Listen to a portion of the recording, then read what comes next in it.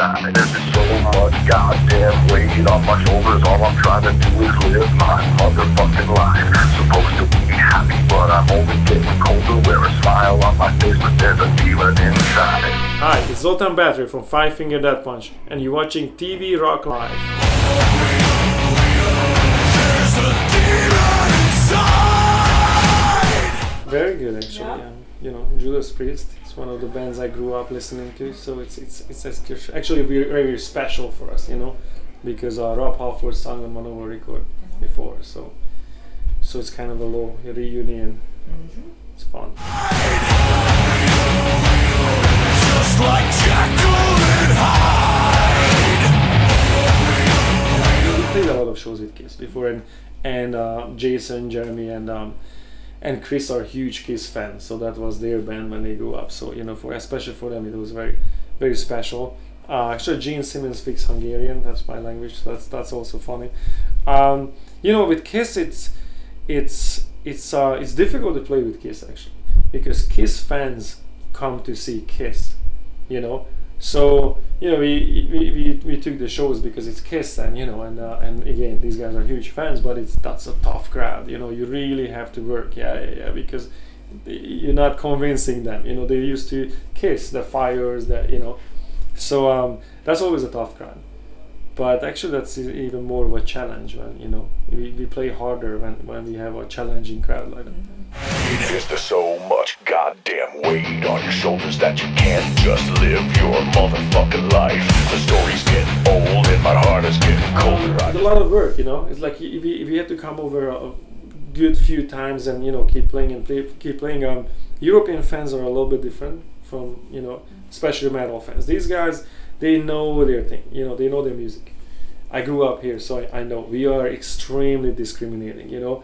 So the European fans are kind of like really difficult to win them over, but once you win them over, they're loyal to the end. They will be there 20 years from now, and that's just how Europe goes. And so it's hard again. So it's hard work. You have to keep coming back and prove it over and over. And I think we just sort of broke the ice.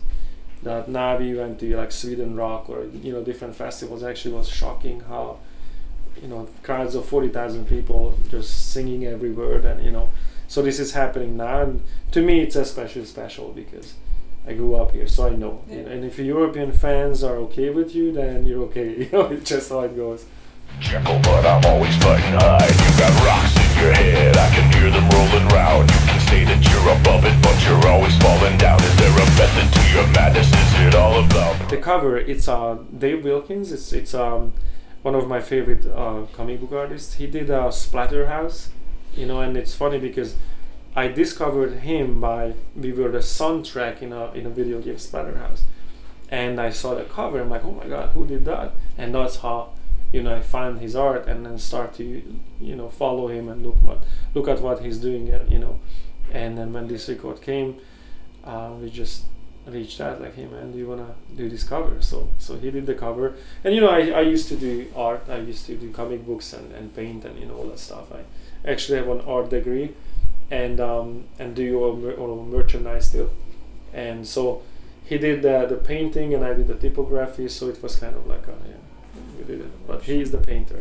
He's the man. all about pride? Seems everyone I know they got a demon inside. There's a demon inside.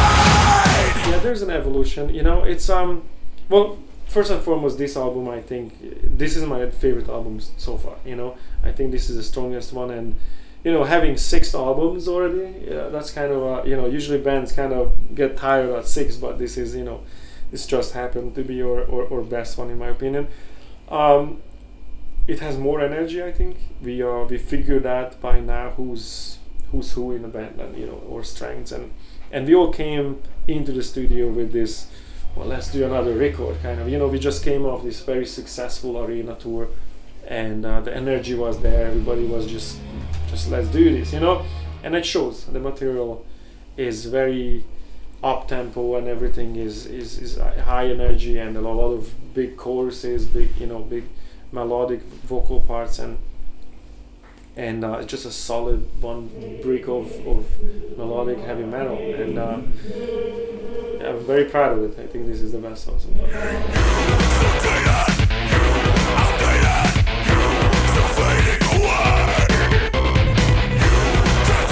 Ivan is the lyricist. He's, obviously everybody has all bits and pieces. We all contribute and give him ideas, and because the songs are usually done, when we give him a song, sometimes they ask like, "What were you thinking when you wrote this?"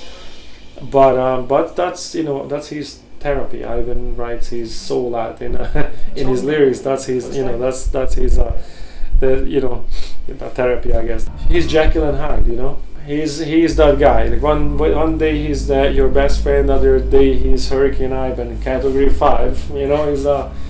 He's a hand grenade with a loose pin, and so he creates his own hell, so to speak. He has a very chaotic life, and I guess it's come from any kind of rule you try to impose on him, a schedule, just a simple schedule, he just have to break it. Like, I don't remember the last time he actually didn't miss an airplane.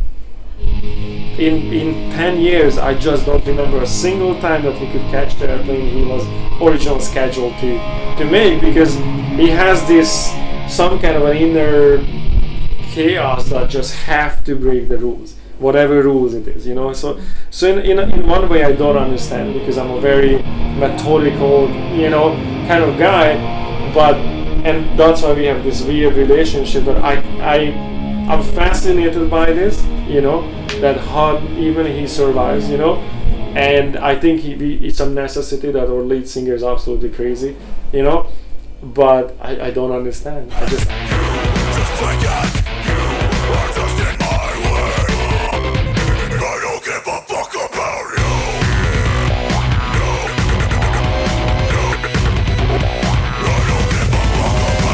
Ivan, he doesn't sleep at night. He sleeps daytime, and so he's up all night. And usually around 4 o'clock, 5 o'clock, we get phone calls from him, and they say, "Hey guys, I have this idea," or anything crazy, whatever it is. I just got arrested, or whatever. Something always up. So he usually leaves the messages, but we just put on our answering machine, because I don't want to deal with whatever it is at 5 in the morning. And so we have this collection and collections of just early morning messages from him. And Jason comes one day like, "Hey man, I have like 2 hours of this shit," and he had a little bit in there where Ivan was singing a song like, "Hey man, I had this idea and I don't have a low recorder," and it just came to me, and he actually sung a low song just as is on the answering machine. And we copied that onto a hard drive and literally wrote the song around it. Just like Jack.